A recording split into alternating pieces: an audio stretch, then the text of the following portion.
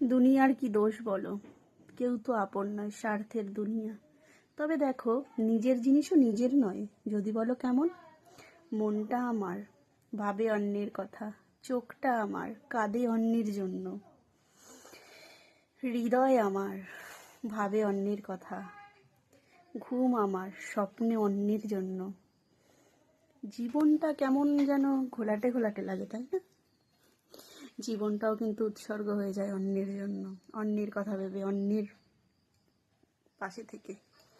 মেয়েদের কি নিজের কিছু আছে? আমি জানি না।